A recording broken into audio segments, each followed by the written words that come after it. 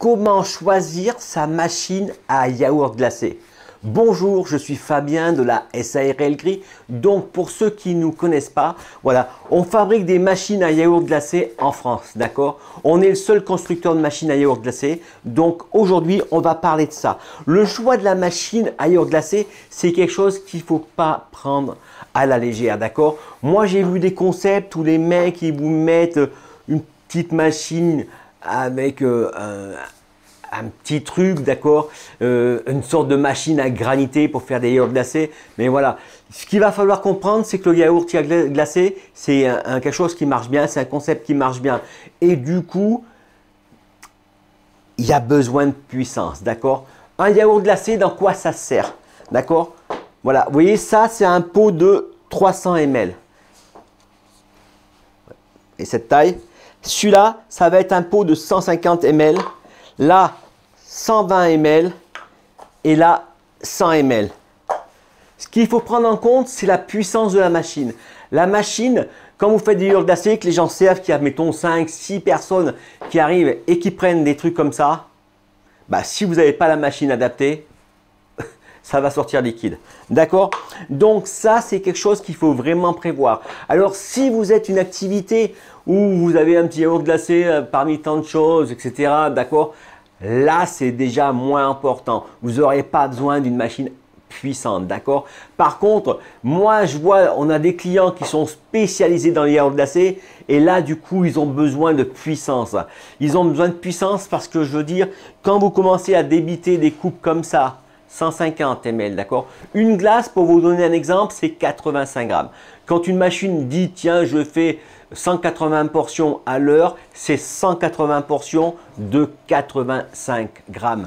Donc, si vous tapez directement là-dessus, sur une machine, sur un gobelet de 300 ml, 300 ml, c'est quand c'est ras, d'accord? Comme quand ils vendent dans les grandes surfaces, d'accord? Sur la photo, il y a le truc grand comme ça, mais dedans, c'est comme ça, d'accord? C'est plat, d'accord? 300 ml, c'est ça. Si je rajoute encore 100 ou 150 ml là-dessus, et ben du coup, ça me fait du 450 ml, ok? 450 ml, si ma machine produit 180 portions de 85 à l'heure, et ben je suis dans la merde, ok? Je n'ai pas l'opération de tête, mais je vous la ferai, d'accord? Je vous mettrai un beau truc, d'accord? Clac, un tableau là, tout de suite. Ok. Ok. Donc, c'est vraiment ça qu'il va falloir prendre en compte en paramètres. Et c'est vrai que ça va dépendre comment vous faites, mais il y a beaucoup de gens qui aiment les glaces gourmandes. Et ce qu'il faut surtout, c'est avoir différentes tailles de pots, d'accord? Il faut un pot pas cher pour celui qui n'a pas d'argent et qui est, voilà, et qui en veut quand même une, d'accord? Il faut quand même pouvoir satisfaire cette clientèle-là, d'accord? C'est pas les plus nombreux, voilà, c'est ça qu'il faut bien se dire, mais ça existe quand même. Nous, je vous ai fait voir les tickets de caisse, d'accord? À chaque fois qu'on va vendre des glaces, on a la glace à 2 €, la glace à 3,50 €, la glace à 5 €. Et on vend le plus de 3,50 €, 5 € et après, on a la glace en troisième position à 2 €. Mais elle a le mérite d'être là. Elle a le mérite aussi de faire un appel aux gens qui passent. Ils disent, waouh, là-bas, la glace, c'est à 2 €. Et j'aime l'expérience qu'on a eue, l'histoire, d'accord? C'est que, voilà, sur une fois, on était deux. Moi, j'avais une glace à 2 € et l'autre, il avait une glace à 3 balles, d'accord? Et ben, le problème, ce qui s'est passé, c'est que les gens venaient vers moi en disant, on vient chez vous, c'est moins cher. Mais ils ne prenaient pas celle à 2 €, ils prenaient celle à 3,50 €. Et du coup, l'autre, il les vendait pourtant à 3. Ok? Donc, du coup, vous voyez, ça, c'est le prix, c'est le psychologie, d'accord? Ici, 2 balles. Ok, 2 balles, tu as le cornet pas bon. Ah bon, je vais prendre celui-là. Ok, d'accord, celui-là, il a 3,50. Et les gourmands, ils arrivent, clac. Et les personnes âgées, ils arrivent et ils prennent le gros. Ok? Donc, ça, c'est une chose importante. Alors, quand vous allez choisir votre machine à glace à italienne, ben, il ne faut pas prendre le premier prix. Il ne faut pas prendre des machines, je veux dire, qui ont un faible débit, d'accord? Ce qu'il vous faut, c'est des machines qui soient puissantes. C'est pratiquement les mêmes machines qu'un glacier qu'il vous faut, d'accord? Il vous faut des machines 450, 550 portions à l'heure, d'accord? Parce que vous allez voir que ça va débiter un max et qu'il va falloir que la machine derrière, elle assure. Imaginez-vous, vous êtes là en train de dire au client, attendez 10 minutes que la machine, la glace soit prête. D'accord? Ça fait hyper pas sérieux. Vous perdez un max de pognon et les gens ils viennent plus. Ils vont dire là-bas, ouais, ça marche jamais. Vous voyez? C'est comme ça qu'on perd de l'argent. C'est comme ça qu'on se fait une mauvaise réputation parce qu'on va dire, voilà, vous arrivez, ouais, ma glace était liquide. D'accord? Et ça, c'est pas cool. Donc, il faut que vous preniez la bonne machine adaptée à ça. C'est sûr que, par contre, si vous êtes une petite activité, une machine peut suffire, une machine de 180 portions heure, d'accord? Moi, je vous conseille quand même les 270 portions parce que du coup, c'est ça, d'accord? Si vous faites ça et que vous la remplissez, ben, je veux dire, voilà, ça vous a pris 4 glaces pratiquement, d'accord? 4 glaces normales pour une seule. Donc, si vous avez 4 personnes, ça vous fait 16 glaces, d'accord? 16 glaces en une seule fois. Donc, du coup, il y a besoin de puissance pour que votre machine puisse répondre à la demande, d'accord? Ok, donc voilà. Après, les machines, ça existe sur roulette, ça existe à comptoir qu'on peut poser sur un meuble, d'accord? Alors, quand on fait un concept, il y a des gens qui l'intègrent derrière des plaques pour faire joli, d'accord? Alors ça, il va falloir penser à une chose, c'est que la machine a besoin d'air pour respirer. S'il n'y a pas d'air pour respirer, la machine, ça va tourner en boucle, la machine chauffe. Quand vous touchez votre machine et qu'elle est chaude, c'est qu'elle est mal ventilée. D'accord? Ça, c'est une astuce qu'il faut savoir, c'est que si votre machine chauffe et qu'elle est mal ventilée, ben, elle ne va pas produire de glace. Donc, quand vous avez votre pièce, que vous avez prévu un truc où on fait que sortir que le distributeur de glace, par exemple, d'accord? Prévoyez derrière beaucoup de ventilation. Et il y en a qui mettent des clims, d'accord? Ou après, la solution, c'est prendre une machine à glace, mais qui est refroidie par système d'eau, d'accord? Au lieu de refroidir avec du vent le réfrigérant, on va refroidir avec un condenseur à eau et qui va permettre de récupérer l'énergie froide qui est dans l'eau. Donc, l'eau est toujours à 20 degrés, donc du coup, la machine peut être complètement enfermée, on ne va pas s'en apercevoir, d'accord? Le seul truc qu'il y a, c'est qu'on perd de l'eau. Parce que du coup, il y a une gaspillation d'eau. Gaspillation d'eau, ouais, ça doit se dire, d'accord? Ok, donc il y a un truc, bon, c'est pas tant que ça non plus, parce que nos machines, quand on les règle, on arrive à peu près à 1 millilitre d'eau par minute de fonctionnement, donc c'est pas tant que ça. Mais c'est quand même pas écologique par rapport à, je veux dire, par rapport, voilà, pour la planète, d'accord? Donc le truc, c'est qu'on récupère l'eau et on s'en sert, d'accord? Soit, en plus, c'est de l'eau chaude. Donc, ça fait de l'eau chaude gratos. Soit c'est dans les… vous mettez un ballon de chaude et vous récupérez l'eau chaude. Vous arrangez pour qu'elle rentre, mettons, à 50 degrés, autour de 50 degrés. Hop, vous récupérez de l'eau chaude et que vous pouvez vous en servir pour laver les trucs. Parce que l'eau qui sort de la machine est propre, d'accord? Elle est nickel, d'accord? Ou alors, vous pouvez vous en servir pour les toilettes, etc., d'accord? Récupération de ça dans une cuve et voilà. Donc ça, il y a toujours moyen de faire. Surtout quand on est au début d'un projet, on dit, voilà, on y pense, je veux dire, je vais avoir de l'eau, je vais récupérer l'eau pour les toilettes, pour les gens puissent se laver les mains. Vous voyez, donc c'est complètement jouable.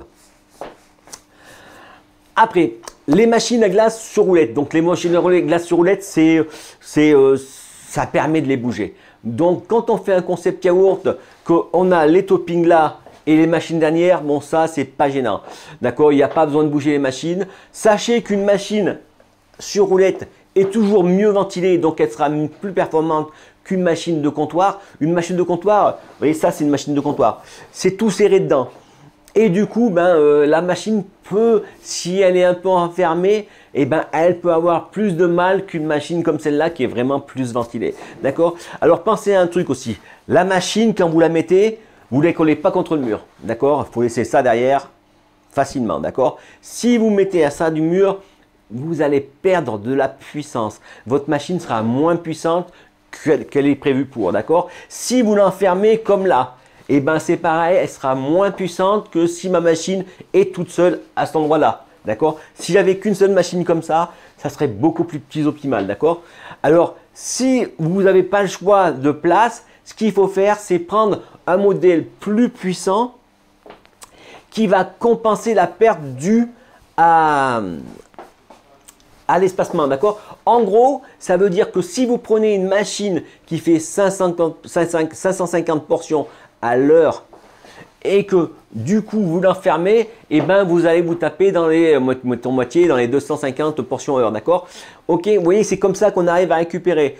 Plus je mets de la machine puissante, plus elle sera capable de compenser par rapport à la chaleur. Les machines yaourt glacé, alors ça existe aussi en 220 et en 380. Donc moi je conseille pour les modèles de base en 220 et après pour les modèles plus puissants en 380, d'accord?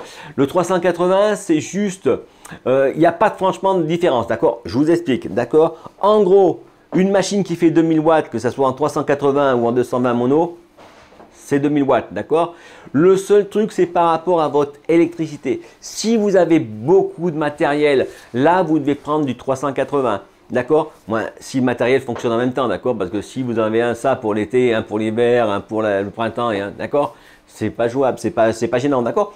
Par contre, si vous êtes dans une cuisine, vous avez des chambres froides, des hôtes, des fours, des machins, etc. Là, vous prenez du 380 parce que du coup, ça va répartir la charge de courant sur les 3 phases. Alors qu'en 220, ça va tirer que sur une phase. Ok, mais ça, vous conseillez, vous allez voir votre électricien. Mais moi, je vous le dis parce que du coup, ça va être plus adapté pour vous. Ça va vous permettre de comprendre pourquoi.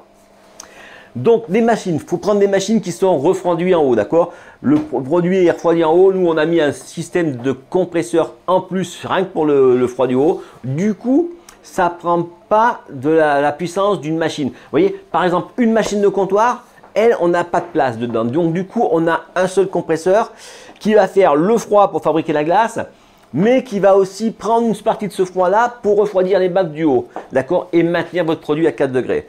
Alors qu'une machine sur roulette, elle a un compresseur pour fabriquer la glace et un compresseur pour maintenir le produit au froid. Du coup, votre production de glace est complètement optimisée. Ok?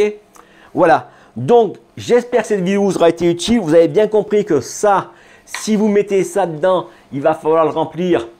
Et que si dans les cylindres, vous avez 1,5 litre de glace, et ben du coup, ça va vous tirer dessus, d'accord? C'est le même principe que pour le Sundae. On ne peut pas faire une Sundae, un concept de Sundae, d'accord? Et vendre beaucoup de Sundae avec, je veux dire, une machine plus puissante. Une machine pas puissante, d'accord? Moi, j'ai un client qui avait acheté une machine premier prix, d'accord? Et lui, il m'avait dit comme quoi, voilà, il faisait des glaces, bon, et il a dit, je vais faire des Sundae.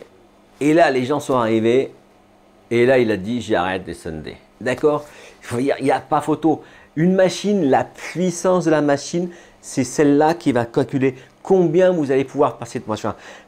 Parce que vendre une glace de 85 grammes et une autre de 300, ça fait complètement la différence, d'accord? Même si c'est des 150, d'accord? 150 ml, c'est pas tant que ça.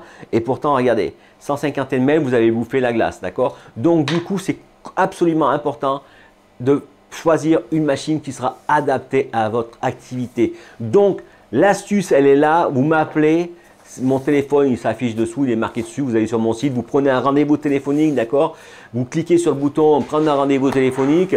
Vous choisissez le jour et la date à laquelle vous voulez que je vous rappelle et on en parle, d'accord? Comme ça, vous me direz ce que vous allez faire, votre projet, comment il est et je vous conseillerai par rapport au choix de la machine. Voilà, j'espère que cette vidéo sera utile. N'hésitez pas à la partager, ça peut rendre service à quelqu'un, d'accord?